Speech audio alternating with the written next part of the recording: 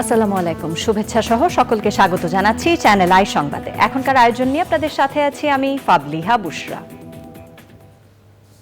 শুরুতেই চলুন দেখে নিই সুপার ফ্রেশ ফর্টিফাইড সয়াবিন তেল সংবাদ শিরোনামগুলো।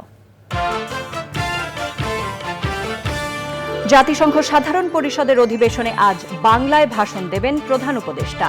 পাচারের অর্থ ফেরাতে বাংলাদেশকে পূর্ণ সহায়তায় যুক্তরাষ্ট্রের আশ্বাস।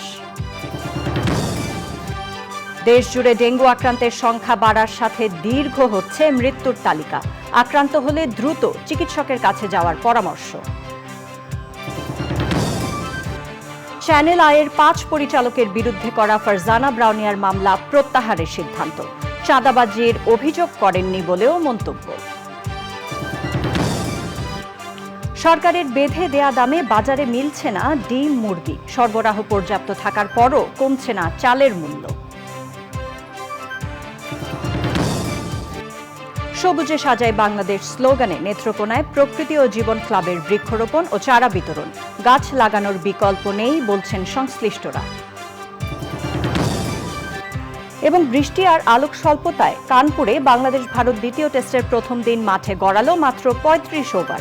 3 উইকেটে টাইগারদের সংগ্রহ 107 রান।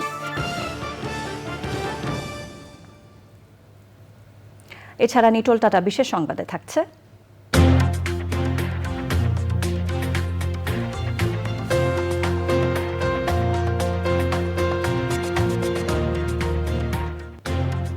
রাশিয়ায় শরৎ উৎসবের খবর।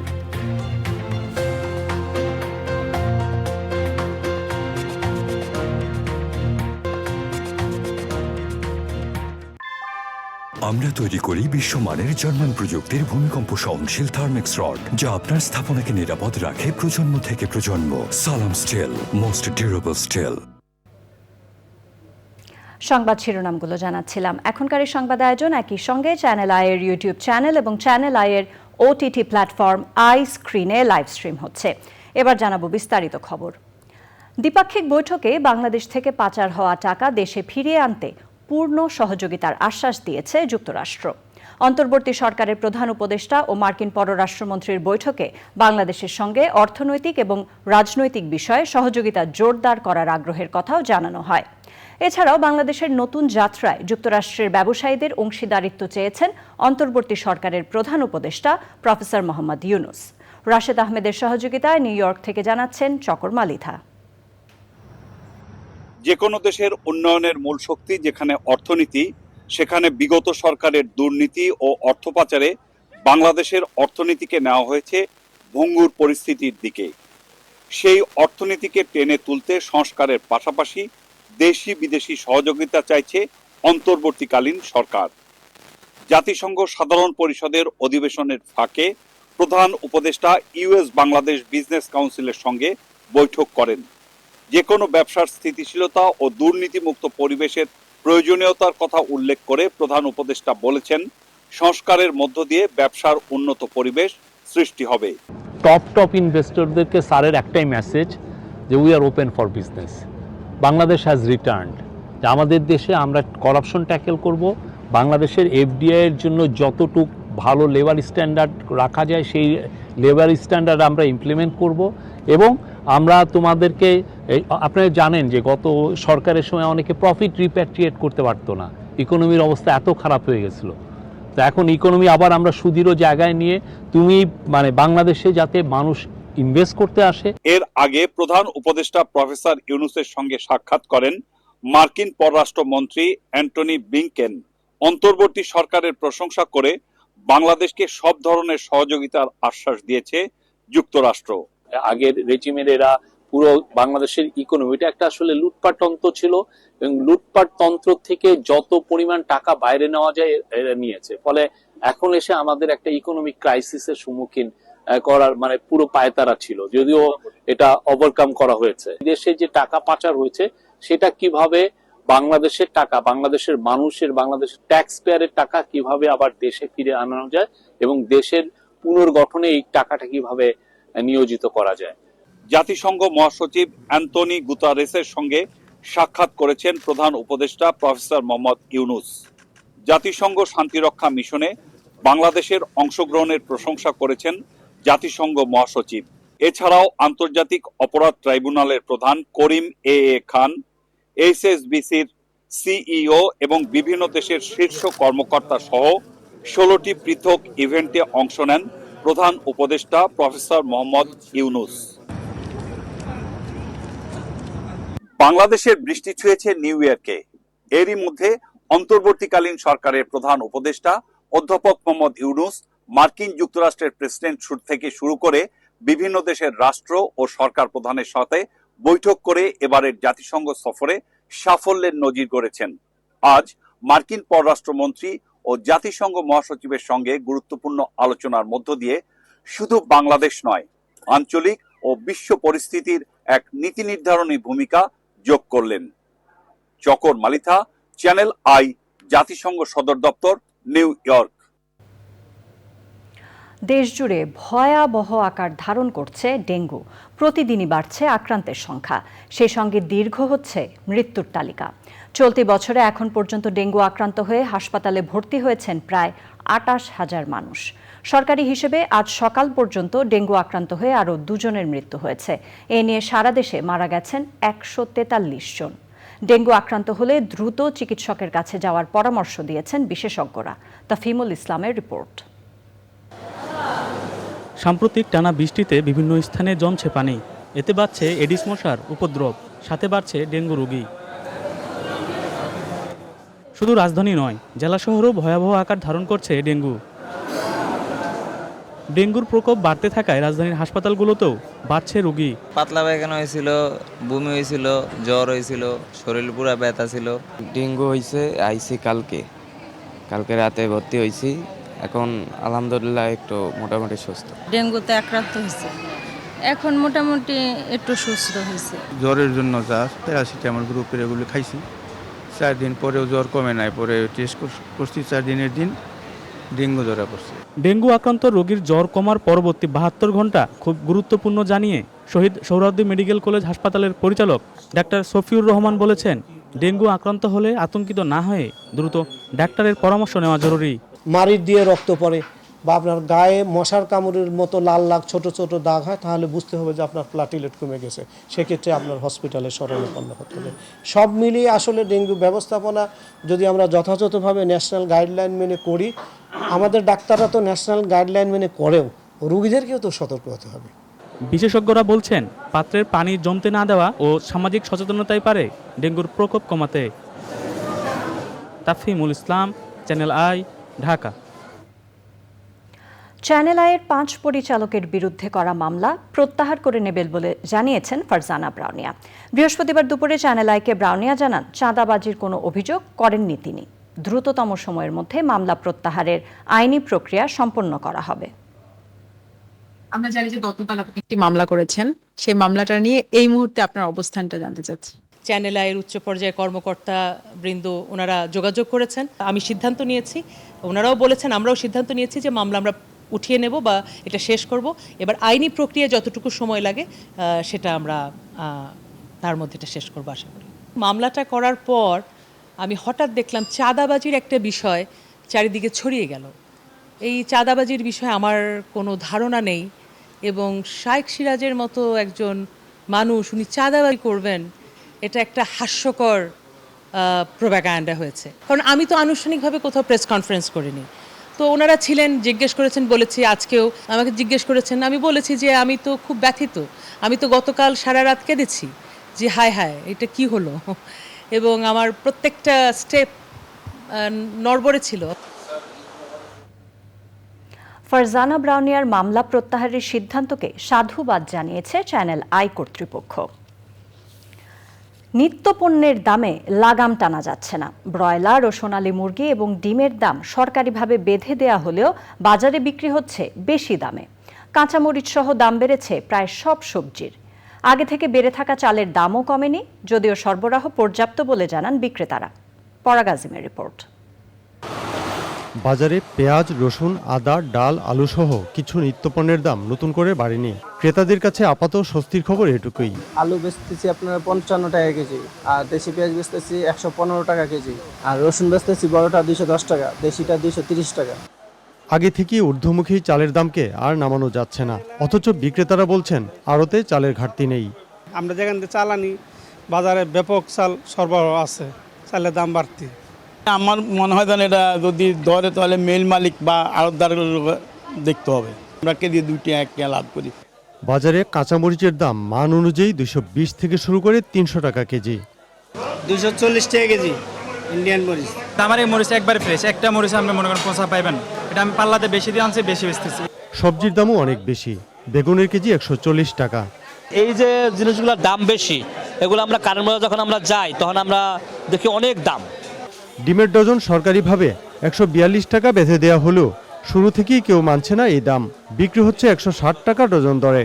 ডিম মানে আমরা আরো থেকে পারমের রেট দিছে না কোন সরকারি রেট দিছে, এই ডিমগুলি আমরা পাই না। বাজারে গেলে টাকা লইয়া যায়, কিন্তু টাকা তাহার সত্ত্বেও মাল পাইতাছি না আমরা চাহিদা মতো। ব্রয়লার ও সোনালী মুরগি বিক্রি হচ্ছে নির্ধারিত দামের চেয়ে 10 থেকে 15 টাকা বেশি দামে।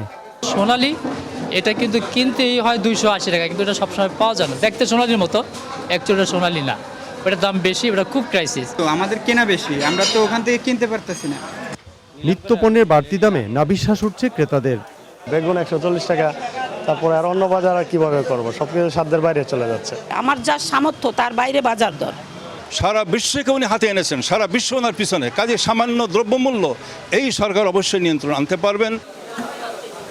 নতুন বাংলাদেশে অনেক কিছুতে সংস্কার শুরু হলেও দ্রব্যমূল্য কমানোর ক্ষেত্রে এখনও পুরোপুরি সফল হতে পারেনি সরকার। তবে সাধারণ মানুষ মনে করছেন সরকার চেষ্টা করলে নিত্যপণ্যের দাম অবশ্যই সাধারণ মানুষের নাগালের মধ্যেই চলে আসবে। পরাগ আজিম, চ্যানেল আই, ঢাকা। প্রিয় দর্শক, জাতিসংঘ সাধারণ পরিষদের ৭৯তম অধিবেশনে আজ বাংলায় ভাষণ দেবেন অন্তর্বর্তী সরকারের প্রধান উপদেষ্টা ডক্টর মোহাম্মদ ইউনূস। তার ভাষণের খবর জানাতে যুক্তরাষ্ট্রের নিউ ইয়র্কে জাতিসংঘ সদর দপ্তরের সামনে আছেন আমাদের সহকর্মী চকর মালিথা।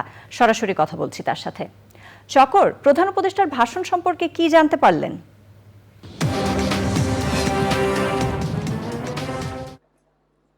বুশরা, জাতিসংঘ সদর দপ্তরের মিডিয়া সেন্টারে আছি আমরা, আর সারা পৃথিবী থেকে আসা সাংবাদিকরা আসলে এখানেই অবস্থান নিয়েছেন। কিছুক্ষণ পরে বা এখানকার স্থানীয় সময় 10:30 নাগাদ বাংলাদেশের অন্তর্বর্তীকালীন সরকারের প্রধান উপদেষ্টা অধ্যাপক মোহাম্মদ ইউনূস জাতিসংঘ সদর দপ্তরে বাংলাদেশের প্রতিনিধি হিসাবে, বাংলাদেশের সরকার প্রধান হিসেবে এখানে ভাষণ দিবেন। আমরা জানতে পেরেছি যে ভাষণ উনি দিবেন সেই ভাষণে মূলত মানবাধিকার, গণতন্ত্র এবং বাংলাদেশের উন্নয়নের পাশাপাশি তিনি বিশ্ব, সারা পৃথিবীর যেমন ফিলিস্তিনে হত্যাকাণ্ড, ইউক্রেন রাশিয়া যুদ্ধ এবং সারা পৃথিবীকে একটি একত্রিত করা এবং সারা পৃথিবীর মানুষের মধ্যে শান্তি নিয়ে বিভিন্ন বিষয় থাকবে। উনি শুধু বাংলাদেশ প্রসঙ্গেই কথা বলবেন না, উনি সারা পৃথিবীর মানুষের জন্য কথা বলবেন। নোবেলের শান্তি জয়ী এই বিশ্ববরেণ্য ব্যক্তিত্ব। এখানে আমরা যারা সাংবাদিক আছি আমরা প্রত্যেকে অপেক্ষা করছি যে সেই কাঙ্ক্ষিত ভাষণের জন্য, যে ভাষণের মধ্য দিয়ে উনি নতুন বাংলাদেশকে উপস্থাপন করবেন, যে বাংলাদেশে উনি কোন কোন বিষয়ের দিকে সংস্কার করবেন এবং কি করবেন। সারা পৃথিবীর বিশ্ব নেতৃবৃন্দ আসলে নোবেল বিজয়ী এই বিশ্ববরেণ্য ব্যক্তিত্বের দিকে তাকিয়ে আছেন, এই ভাষণের দিকে তাকিয়ে আছেন। আমরা সাংবাদিকরাও অপেক্ষা করছি যে কিছু সময় পরেই হয়তো ইউনূস এই জাতিসংঘ সদর দপ্তরে আসবেন এবং ভাষণ দেওয়ার জন্য সেই রুমে যাবেন। সেখানে দাঁড়িয়ে উনি বাংলায় ভাষণ দিবেন বলে আমরা জানতে পেরেছি। বুশরা। জি চকর, ধন্যবাদ আপনাকে। নিউ ইয়র্কের জাতিসংঘ সদর দপ্তর থেকে আমাদের সাথে যোগ দিয়েছিলেন সহকর্মী চকর মালিথা। এবার জানাবো অন্যান্য খবর। বিএনপি মহাসচিব মির্জা ফখরুল ইসলাম আলমগীর বলেছেন, ফ্যাসিবাদী আওয়ামী লীগ সরকারের আমলে কোনো নির্বাচন সুষ্ঠু হয়নি। রাষ্ট্রযন্ত্রকে ব্যবহার করে তারা একদলীয় শাসন ব্যবস্থা কায়েম করেছিল। শুক্রবার বিকেলে গাজীপুরে বিএনপির স্থায়ী কমিটির সাবেক সদস্য ও সাবেক পাটমন্ত্রী অবসরপ্রাপ্ত ব্রিগেডিয়ার জেনারেল আসম হান্নান শাহর ৮ম মৃত্যুবার্ষিকী উপলক্ষে আয়োজিত স্মরণসভায় প্রধান অতিথির বক্তব্যে তিনি এসব কথা বলেন। এ সময় তিনি আরও বলেন, আর দেরি না করে বিএনপির নেতাকর্মীদের নামে সব মামলা প্রত্যাহার করতে হবে। তারেক জিয়ার নামে সব মিথ্যা মামলা প্রত্যাহার করে তাকে দ্রুত দেশে ফিরিয়ে আনতে হবে। হাসিনা পালায় গেলেও এখনো কিন্তু সংকট কাটেনি। একটি কথা আমরা পরিষ্কার করে বলতে চাই, বাংলাদেশের মানুষ গণতন্ত্রে বিশ্বাস করে, মানুষ যেমন বিশ্বাস করে যে একটি অবাধ সুষ্ঠু নির্বাচনের মধ্য দিয়ে একটি পার্লামেন্ট গঠন করতে হবে, সেই পার্লামেন্টের মাধ্যমে দেশ পরিচালিত হবে, এটা তারাও কমিটেড। পর্যটন শান্তির সোপান প্রতিপাদ্যে সারা দেশে উদযাপিত হচ্ছে বিশ্ব পর্যটন দিবস। রাজধানীতে অনুষ্ঠানে জনপ্রশাসন সচিব বলেছেন, পর্যটনের উন্নয়নে যার যার অবস্থান থেকে কার্যকর ভূমিকা রাখতে হবে। বেসরকারি উদ্যোক্তারা বলছেন, সমন্বিত উদ্যোগের মাধ্যমে কাঙ্ক্ষিত সুফল পাওয়া যাবে। মাজহারুল হক মান্নার রিপোর্ট।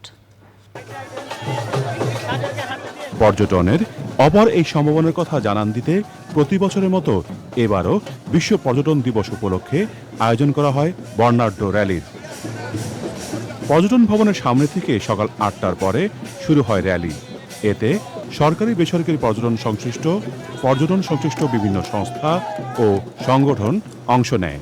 বাংলার ঐতিহ্যবাহী প্রতীকী নানা চরিত্রের উপস্থিতি ছিল র্যালিতে। আমরা এই মুহূর্তে যা চাচ্ছি যে ট্যুর অপারেটরের উপর যে অ্যাক্ট হচ্ছে, যে আইন বিধিমালায় যে অসামঞ্জস্য রয়েছে তুলে ফেলা হোক।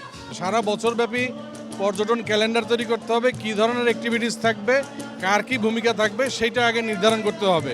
সকলে মিলে যদি সমন্বিতভাবে উদ্যোগগুলো গ্রহণ করা হয়, তাইলেই আমরা আমাদের কাজ করতে সুবিধা হবে। র্যালি শেষে ঢাকা সিটি ভ্রমণ সার্ভিসের উদ্বোধন করেন বেসামরিক বিমান পরিবহন ও পর্যটন মন্ত্রণালয়ের সচিব। পরে তিনি ঘুরে দেখেন পর্যটন কর্পোরেশনের অস্থায়ী রেস্তোরাঁ। এটা অরিজিন যেগুলো ছিল, যেমন চিটা পিঠা দেখাচ্ছি, আমাদের মুরগির ভুনা, আচারি আলু দিচ্ছি, কি আমাদের ঐতিহ্য যেন হারিয়ে না যায়। এরপর পর্যটন দিবস উপলক্ষে আয়োজন করা হয় আলোচনা সভার। আমি চাই ফ্লোর থেকে কথা বলবে, নতুন নতুন কথা বলবে, সকলকে সম্পৃক্ত করা হবে, এটাই হবে।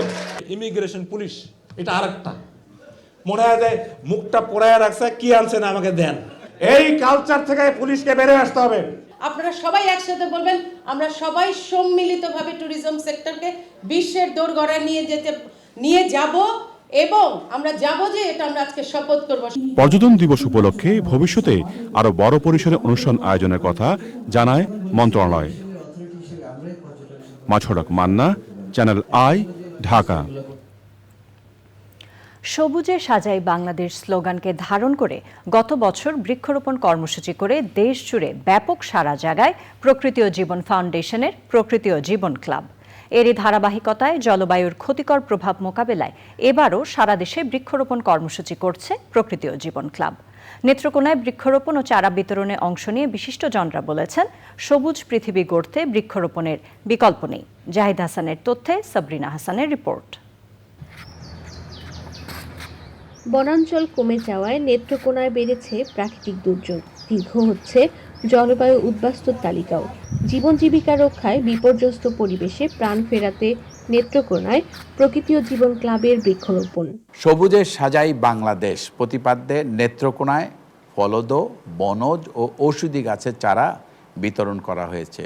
তীব্র তাপপ্রবাহ থেকে মুক্তি পেতে জলবায়ুর পরিবর্তনের বিরূপ প্রভাব মোকাবেলায় সবাই মিলে বেশি বেশি করে আমাদের বৃক্ষরোপণের মাধ্যমে তাপদাহ থেকে মুক্তি পাওয়ার ব্যবস্থা করতে হবে। যে গাছ আমরা আজকে লাগাচ্ছি সেটা শুধু আমরাই সুফল পাবো না, আমাদের ভবিষ্যৎ প্রজন্ম এর থেকে সুফল পাবে। সবার হাত যখন এক হবে তখনই কিন্তু এই বাংলাদেশটা ভালো থাকবে, আমরা ভালো থাকব, আমাদের ভবিষ্যৎ প্রজন্ম ভালো থাকবে। সুতরাং আসুন আমরা সবাই একসাথে এই বাংলাদেশটাকে সবুজে সাজিয়ে ফেলি। উপজেলা দুর্যোগ ব্যবস্থাপনা দপ্তরের সহযোগিতায় সপ্তাহব্যাপী কার্যক্রমে 10টি সড়কের দুপাশে 8000 ফলদ ও বনজ গাছের চারা রোপণ করা হয়। তাল গাছের খুবই উপকারী, যার ফলে আমরা অনেক প্রাকৃতিক দুর্যোগ থেকে রক্ষা পাই। সারি সারি লাগাল তারা রাস্তাঘাটে মানুষ যদি কাজ কাম করে তাহলে বসে ছায়ার মধ্যে জিরানি যা। আমাদের এলাকায় অনেক বেশি বজ্রপাত হয়, এই বজ্রপাত থেকে রক্ষা পাওয়া যায়। রাস্তাঘাট অনেক সুন্দর থাকে, আবহাওয়া অনেক স্বাচ্ছন্দ্য থাকে। স্থানীয় মানুষেরা অনেকেই গাছগুলো থেকে অনেক উপকারিতা গ্রহণ করতে পারবে। প্রাণ প্রকৃতি রক্ষায় এমন মহতি উদ্যোগ অব্যাহত রাখার আহ্বান সকলের। বৃক্ষরোপণ কর্মসূচির ফলে সাধারণ জনগণ সহ শিক্ষার্থীদের মধ্যে উৎসাহ উদ্দীপনা বেড়েছে।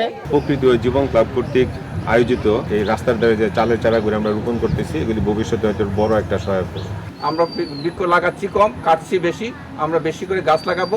এই গাছ লাগানোর ফলে প্রকৃতিতে ভারসাম্য হবে, প্রকৃতিতে মানুষ উপকার হবে। প্রকৃতির প্রতি দায়িত্ববোধ সৃষ্টিতে প্রকৃতি ও জীবন ক্লাবের অনন্য ভূমিকার প্রশংসা করেন সুধীজনরা। প্রকৃত গাছের যে নিবিড় পরিচর্যার মাধ্যমে যে উপযোগিতাটা পাই, সেটার আসলে তুলনা অন্য কোনো কিছুর সাথে যায় না। এই গাছগুলো একসময় বেড়ে উঠলে এই গাছের ছায়াতলেই শুধু মানুষ নয়, পশু পাখি প্রাণী সকলেরই আশ্রয় হবে। প্রতিজনে বাড়িতে বাড়িতে প্রতিষ্ঠানে মসজিদ মাদ্রাসা বনায়ন করতেছেন, এতে দেখা যাচ্ছে যে বিশেষ করে নেত্রকোনাতে একটা বনের বিপ্লব ঘটছে। জলবায়ুর বিরূপ প্রভাব মোকাবেলায় দেশ জুড়ে সবুজ বেষ্টনী গড়ে তুলতে সমন্বিত অংশগ্রহণ জরুরি বলছেন পরিবেশবাদীরা। সাবরিনা হাসান, প্রকৃতি ও জীবন ডেস্ক, চ্যানেল আই। এবার বাংলাদেশ ভারত টেস্ট সিরিজের খবর।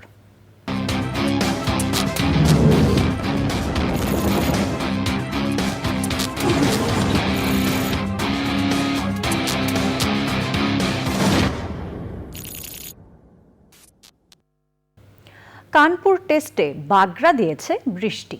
1 ঘন্টা দেরিতে ম্যাচ শুরু হয়ে পুরো দিনে খেলা হয়েছে মাত্র 35 ওভার। তাতে 3 উইকেট হারিয়ে 107 রান তুলেছে বাংলাদেশ। অপরাজিত আছেন অভিজ্ঞ মুশফিকুর রহিম ও মুমিনুল হক। প্রিয় দর্শক, আপনারা দেখছেন চ্যানেল আই সংবাদ। সময় হয়ে গেল একটি বিরতি নেবার। বিরতির পর অন্যান্য খবরের সাথে আরো জানিয়ে ফিরব। শক্তিশালী হারিকেন হেলেনের তাণ্ডবে লন্ডভন্ড যুক্তরাষ্ট্রের জর্জিয়া ও ফ্লোরিডা উপকূল। 3 জনের মৃত্যু, বিদ্যুৎ বিচ্ছিন্ন লাখো মানুষ।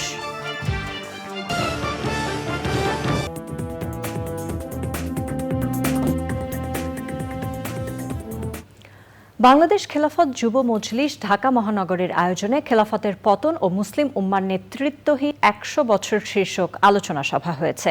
রাজধানীর BMA অডিটোরিয়ামে অনুষ্ঠানে বাংলাদেশ খেলাফত যুব মজলিস ঢাকা মহানগরের সভাপতি মাওলানা জাহিদুজ্জামানের সভাপতিত্বে প্রধান অতিথি ছিলেন বাংলাদেশ খেলাফত মজলিসের মহাসচিব মাওলানা মোহাম্মদ মামুনুল হক। আরও ছিলেন বিশিষ্ট আলেম ও বুদ্ধিজীবীরা। অনুষ্ঠানে বক্তারা বলেন, 100 বছর আগে যেমন দেশি বিদেশি ষড়যন্ত্রের মাধ্যমে তুরস্কে খেলাফত বিলুপ্ত করা হয়েছে, এখনও সেই ষড়যন্ত্র বিদ্যমান রয়েছে। বাংলাদেশেও মুসলিম উম্মার বিরুদ্ধে দেশি বিদেশি ষড়যন্ত্র চলছে, তার জন্য সবাইকে সজাগ থাকতে হবে। দেশে ফিরেছেন দৈনিক আমার দেশ পত্রিকার সম্পাদক ডক্টর মাহমুদুর রহমান। সকাল 9টার কিছুক্ষণ পরে হজরত শাহজালাল আন্তর্জাতিক বিমানবন্দরে পৌঁছান তিনি। বিমানবন্দরে জামায়াতে ইসলামী সহ বিভিন্ন সংগঠন তাকে স্বাগত জানায়। সংক্ষিপ্ত বক্তব্যে মাহমুদুর রহমান বলেন, বিদ্বেষের কারণে শেখ হাসিনার সরকার তার বিরুদ্ধে শতাধিক মামলা করেছে। এসব মামলা আইনিভাবে মোকাবেলা করার কথা বলেন তিনি। ছাত্র জনতার আন্দোলনে শহীদদের কথা স্মরণ করেন মাহমুদুর রহমান। পরাজিত ফ্যাসিস্ট শক্তি নতুন করে চক্রান্ত করছে বলেও অভিযোগ করেন দীর্ঘ 6 বছর দেশের বাইরে থাকা এই সাংবাদিক। এই বিপ্লবের শহীদদের কোনোদিনও ভুলে যেতে পারি না। ইনশাআল্লাহ এই শহীদদের আমরা কখনো ভুলব না। পরাজিত ফ্যাসিবাদ বিদেশে বসে তার বিদেশি বন্ধু, বিদেশি প্রভু, তার কোনো বিদেশি বন্ধু নাই, তার বিদেশি প্রভু এবং বাংলাদেশের এজেন্টদের দিয়ে বিপ্লবকে নস্যাৎ করার অপচেষ্টা চালাচ্ছে। আপনাদের কাছে আমার সনির্বন্ধ অনুরোধ, একজন সিনিয়র সিটিজেন হিসেবে এবং আপনাদের লড়াইয়ের সাথী হিসেবে আমার অনুরোধ যে আপনাদের মধ্যে যেন কোনো অনৈক্য না আসে। যুক্তরাষ্ট্রের ফ্লোরিডা অঙ্গরাজ্যে আঘাত হেনেছে বিপজ্জনক হারিকেন হেলেন।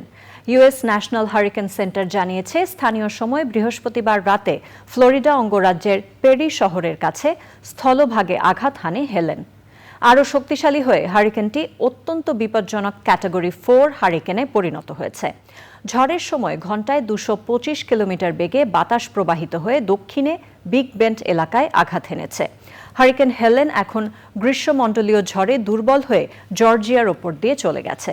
এখন পর্যন্ত হেলেনের প্রভাবে 3 জন নিহত হওয়ার খবর জানিয়েছে সংবাদ মাধ্যম CNN। এছাড়া ভয়াবহ ঝড়ে 11 লাখেরও বেশি বাড়ি বিদ্যুৎবিহীন অবস্থায় রয়েছে এবং অনেক রাস্তাঘাট পানিতে তলিয়ে গেছে। কয়েক দশকের মধ্যে মেক্সিকো উপসাগরীয় ঝড়গুলোর মধ্যে এটি বড় ধরনের ঝড় বলছেন বিশেষজ্ঞরা। এবারে আই স্ক্রিন সাংস্কৃতিক সংবাদ।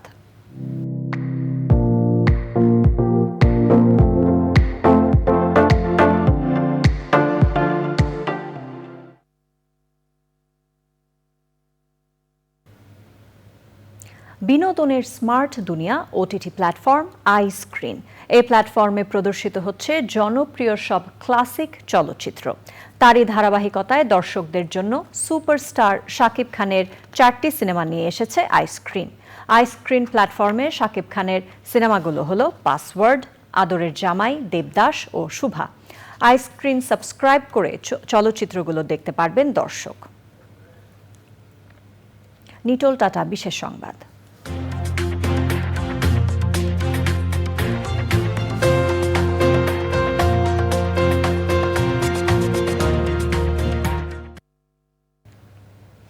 রাশিয়ার সেন্ট পিটার্সবার্গে শরৎ উৎসব হয়েছে। ব্যতিক্রমধর্মী এই উৎসবে জল, আলো, লেজার এবং আতশবাজি প্রদর্শন করানো হয়। তবে এবারের উৎসব রাশিয়ার কবি এবং লেখক আলেকজান্ডার পুশকিনের 225তম জন্মবার্ষিকীকে উৎসর্গ করা হয়েছে। এ উপলক্ষে প্রথমবারের মতো মঞ্চটি 3D মডেলে তৈরি করা হয়। এ সময় পুশকিনের লেখা গল্পের বিভিন্ন চরিত্রে অভিনয় করা হয় দর্শকদের জন্য। উৎসবে গ্র্যান্ড ক্যাসকেডে মূল শো ছাড়াও লোয়ার পার্কের 8টি ভেন্যুতে উৎসব অনুষ্ঠিত হয়। আয়োজকদের মতে 2 দিনের অনুষ্ঠানে 30,000 মানুষ অংশগ্রহণ করেন। কৃষি সংবাদ এবার।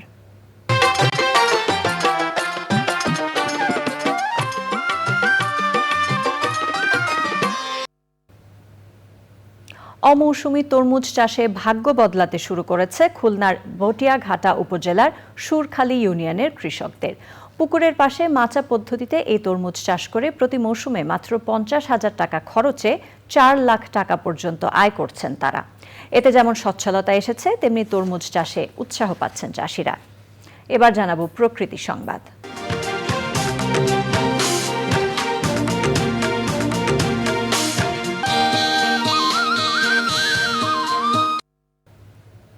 বছর ঘুরে অপার্থিব সৌন্দর্যের পসরা নিয়ে হাজির হলো শরৎ। সাদা মেঘের ভেলা, কাশবন আর বর্ণিল ফুলের ডালিতে সেজেছে প্রকৃতি। আবহমান বাংলার চিরায়ত রূপ ধরে রাখতে বার্তা দিচ্ছে পরিবেশ সংরক্ষণের। পূবালী ব্যাংক বাণিজ্য সংবাদ।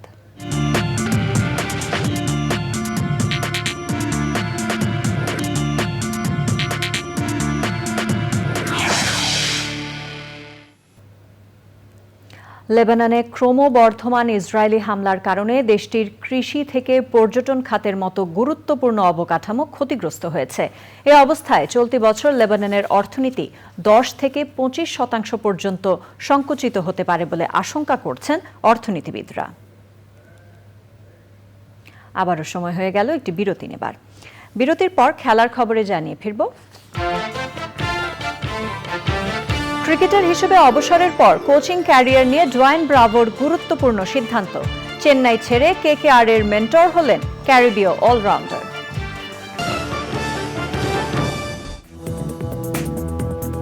বিরতির পর আবারও আমন্ত্রণ চ্যানেল আই সংবাদে। ফিরে এলাম খেলার খবর নিয়ে।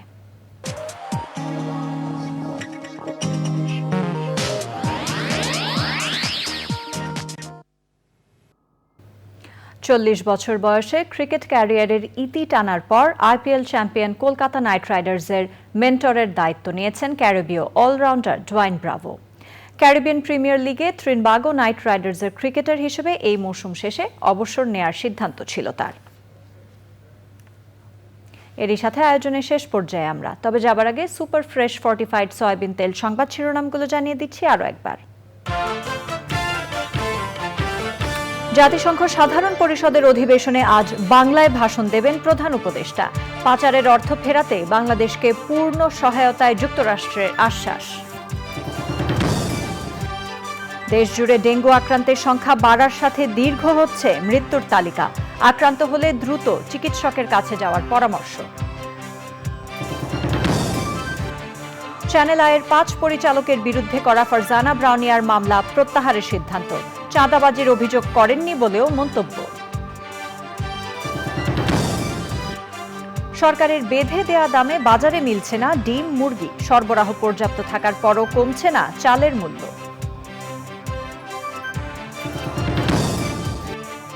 সবুজে সাজায় বাংলাদেশ স্লোগানে নেত্রকোনায় প্রকৃতি ও জীবন ক্লাবের বৃক্ষরোপণ ও চারা বিতরণ। গাছ লাগানোর বিকল্প নেই বলছেন সংশ্লিষ্টরা।